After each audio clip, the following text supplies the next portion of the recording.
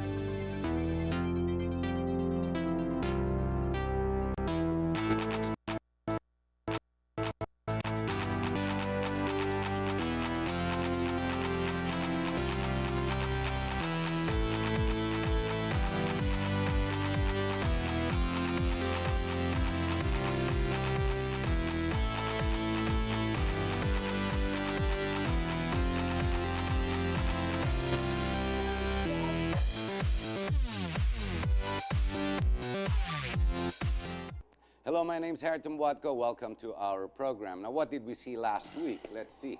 RevGov, revolutionary government. Oh my God, revolution, fighting in the streets. Ladies and gentlemen, I explained that last Monday. The perception is all totally incorrect. Basically, it was the group that was basically pro-Duterte. Of course, the others took advantage trying to come out to make it look like the revolution that it was not supposed to be. The revolution was supposed to be in the ideas into promoting what the people wanted, but even first and foremost was the first promise of the president in his campaign, federalism.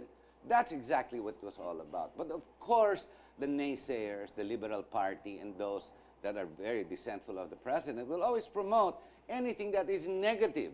It is not revolution as the way you and I know it to be, but a revolution in the concept, in the system of our political system, which, by the way, has failed us since the birth of this republic.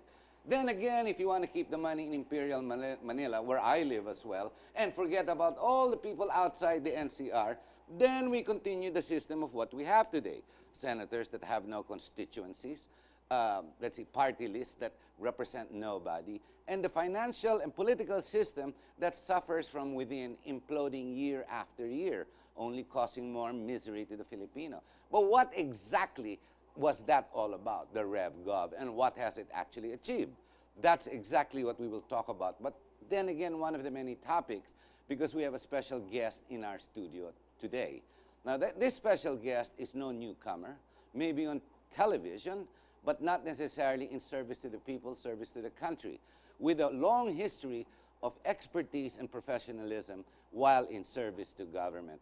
But to give justice to the proper introduction, I'll ask our guest, Butch Valdez, who is no guest really here in GNN. After all, he has had his show many years back, for many years as well. Butch, will you introduce Princess Lady Anne? Yes, well, good evening. We're from CNGA, and it is my honor and privilege to introduce the new elected leader, president of the Citizen National Guard, the CNG, no other than Princess Lady Anne Saidhaya.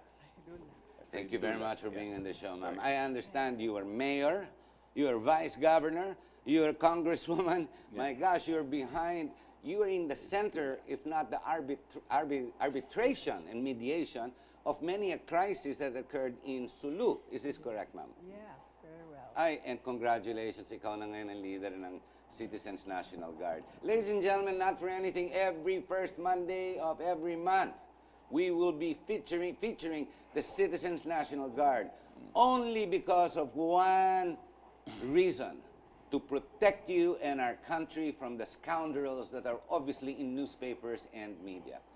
Kamusta na po ang new position nyo? Mukhang you're back up, but this time there is no pay.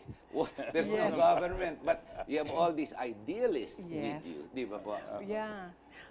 Actually, kahit naman ako, I'm not in a position na lahat ng tao naman na kilala ako doon sa Sulu, kapag may problema, they keep on calling me. They need advice or you need me. Although they know very well that wala na akong pera na maitutulong sa kanila. Actually, hindi naman talagang pera ang solusyon. Ay, pera pa rin ang solusyon. Pero meron pa rin na dahil nga din sa pera, kaya nag-aaway sila. Kaya nagkakagulo. Yes. Kaya dapat nga ang bawat tao kailangan nga talaga natin ng pera na dapat sana hanggang kung ano lang sa'yo, dapat yun na lang. Huwag na tayong kumuha pa ng iba o kaya mangarap na gusto ko magkaganon din. So, as a president ng CNG na nag-join ako and I accept immediately dahil alam ko naman na ang CNG, ito lang ang paraan na magkakaroon ng unity ang Christian at ang Muslim na dapat wala tayong pag-aawayan. Dahil kung ano man ang pananampalataya ng Christian, well, ganun silang lumaki. And sa Muslim naman, ganun din naman kaming lumaki kung paano ang pananampalataya at kung paano ang aming mga magulang na they brought us, they grow Values. Yeah. So ang sa akin naman, dahil alam ko ang CNG is to prevent the country, the peoples, and to support and to support President Duterte. That's why last Thursday, we were in the sa rally na kumbaga mayroon nag-organize and we were invited there. So nagpakita lang kami na hindi sa nagmamagaling pero we are also supporting kung anong gusto naman ni President, we are there. Diba? Kaya natin ibinoto si President, alam natin na ang ginagawa niya is for good and the whole country, for the whole Philippines. So, ang masasabi ko lang na kahit babae ako, nakikinig naman ako kung ano ang mga dapat na gawin at para sa kabutihan ng taong bayan at hindi lang Muslim at hindi lang Christian but in general. Pilipino.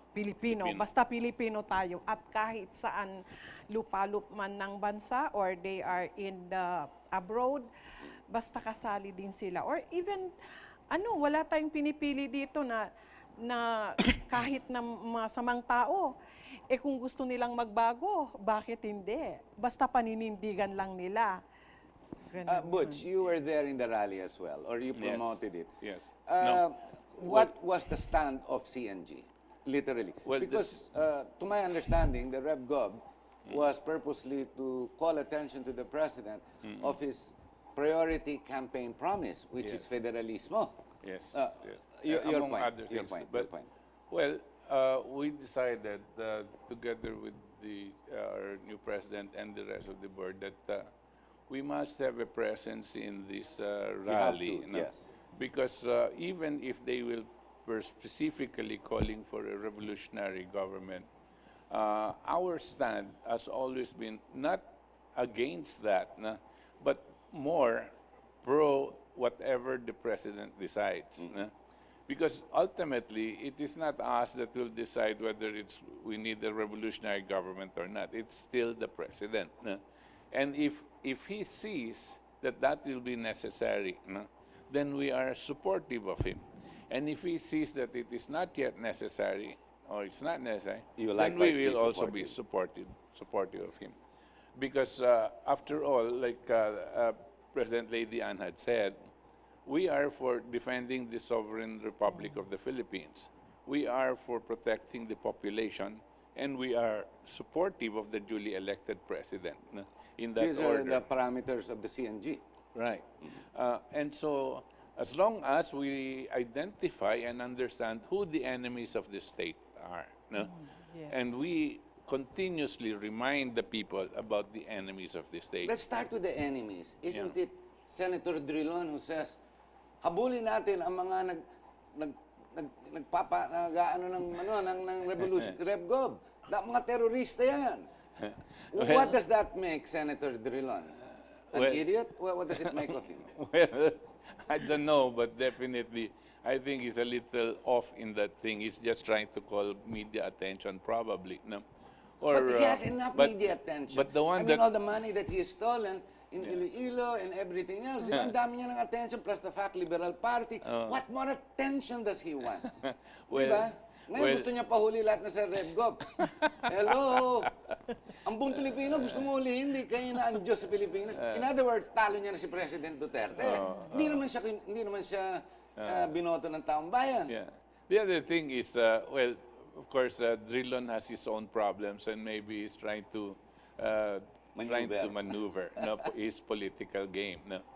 But we in the CNG always considered President Duterte as the leader of the Philippine Revolution. We are now in a revolutionary process. Already. Yeah. In progress. The fact that these 16 or 20 million people that had voted him into office, despite the cheating that they Yes. wanted to impose on the people, we still, the people still spoke out and says, this is the president that we want. That by itself is a revolutionary act. And he comes in and makes major changes, moving against He does. the system. No? Those are revolutionary acts that he is doing. No? And as president, you see. So we see that. Now, whether or not he goes a few steps forward and determines that we need a revolutionary government, because the enemies of the state, as I wanted to mention again, number one will be the terrorist organizations. Yes. The NPAs as well. Yeah, The terrorists, CPP, terrorists. NPA Yes, were yes. already considered as terrorists. Number two. Number three is the drug lords, no? Yun. The drug cartels. Every family now is directly or indirectly affected by drugs. Yes, No? And yes. it destroys the moral fiber of our society. And number four are these yellow tards that are conspiring to overthrow this government, even to the point of assassinating this president. No? And number five is that organization which weaves them into a conspiracy because they have their own interest, which is what we call the CIA. No? And they're always there. No? The CIA, as we know it, part of the deep state in the United States, is not necessarily President Trump. Yes, it's the You know, deep state. It's a Literally. and they have their own agenda. No? They want us to go into war with China, no? And they want us to be following their interests. Now, all of this have the interest, they have their own specific interests. The drug lords, the CPP, NPA, the terrorists, CIA, Kanya-kanya. kanya-kanya. But they cannot achieve that unless there is chaos. In order to create that chaotic The situation, Mao Doctrine. they may have to try to assassinate the president because they can't use people power against him because the people are behind the president, you see. So chaos is the objective, not necessarily power, no, but chaos. In a condition of disunity and chaotic situation, they're able to do what they want to do. No? Let me go off topic very quickly, Princess. Yung Bangsamoro, we have a president who is very much engaged with the Muslim communities and the population in the Philippines for the first time. Talagang malapit siya sa Muslim, si President Duterte. Yes. He believes, he feels, his heart is actually with them also, coming from Mindanao and Davao. Yes. The Bangsamoro, where is that going? You were part of that, you were helping that, you were assisting that. Where is that going now? Kasi hindi na lumalabas sa front page natin, di ba? Kasi ngayon, lalabas ngayon, of course, federalism, if the Speaker Alvarez will take it, will bring it up. Which obviously, mukhang ayaw nila because pinopromote nila kung sino mga gusto nila maging senador. I find it really queer and weird, but okay, that as it may. Yes. The Bangsamoro is a very sensitive issue. Where is that going? Ano tingin niyo po? Namatay na ba yun? Wala na ba yun? Hindi Nandiyan pa naman, nandyan pa rin. Paano? Pero ano nangyari? Parang let the sleeping dogs lie. Parang ganon. parang they just wait the Tinabi. time. Oo, Bakit nandyan na? lang. Pero Pwede is ba they're natin still itabi? active. Kaya ba natin itabi ang Bangsamoro issue? Hindi, di ba? Hindi It's talaga been there pwede. for 100 years, and if you don't face the pink elephant in the room, so to speak, lalala lang yan. Yes. So, tuloy pa rin yun. Hindi naman nawawala. Hindi ka pa nawawala ng interest doon.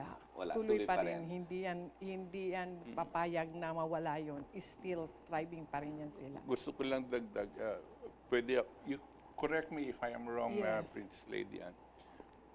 May unang BBL yung ginawa ni Noynoy. Oh, Deles, yung una. Yan ang medyo masama dahil Against the Constitution. against the Constitution, and it seemed like it was being created para magbanggaan ng MNLF tsaka yung MILF. Parang ganun ang no? basa ko noon. Di ba? Talaga yun. Parang pang mag-aaway sila, no? Gusto nilang sinasabong. And it was being created this way. And the people felt it. Even the MILF and the MNLF were already feeling that. Now, the new BBL... Were those leaders part of that? Iqbal, di ba? Yung mga characters Well, doon. sumusunod Yung mga lang sila dito sa kay Noynoy eh, no? Kasi si Noynoy tsaka yung mga CIA yun. nag-involve dyan eh. Pero ngayon, ang gumagawa ng bagong BBL, no? Hindi para mag-away yung dalawa. Pero Actually, isama lahat. para magsama. Hindi ba? Hindi Yes. ba, Miss Lady? And this is going to be more peaceful, no? There is Tsaka not dito na natin gagawin, hindi na sa Malaysia, Oo. hindi na sa Japan, di ba? Dito Doon na tayo yun. nag-uusap, Oo, di ba? yes. Wala nang ganun dito na. tayo, na yun. parang ating Sa gawa atin ito lang, tayo lang. sa Oh, presidente. okay. Kanya ito yung tinutulak. Now, as part of that thing, it needs to be, it will be better implemented if we had a federal system. That's what Yan the ang president sinasabi says. ng presidente na kakailanganin yung Federalism. federal system so that they will become one region or one state. Well, no? all the states will become autonomous, Yes, so to speak. magiging to some extent autonomous. Autonomous. Ayun ang nakikita niyang solusyon. Or else, sabi niya, tuloy ang away at tuloy ang gera. No?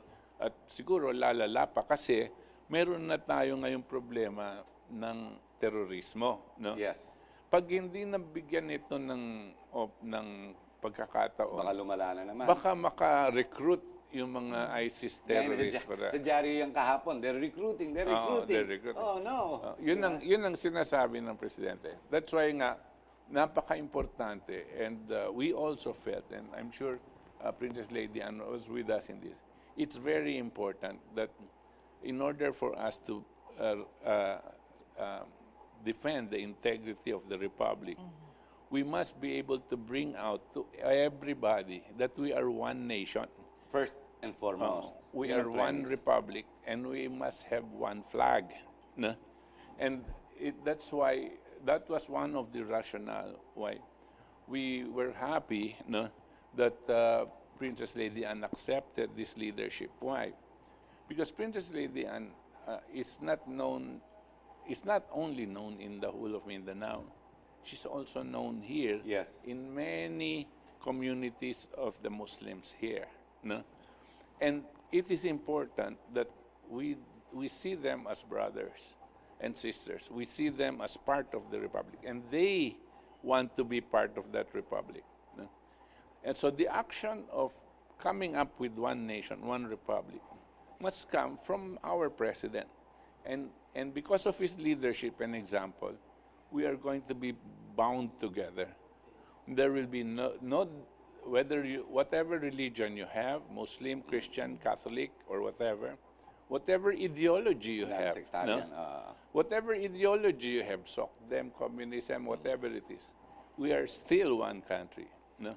And that is the message of the president, and we subscribe to that message, and we want to help implement that idea. We're going to have to take a short break. Ladies and gentlemen, before we cut off, go to Google, put on CNG, that's Citizens National Guard.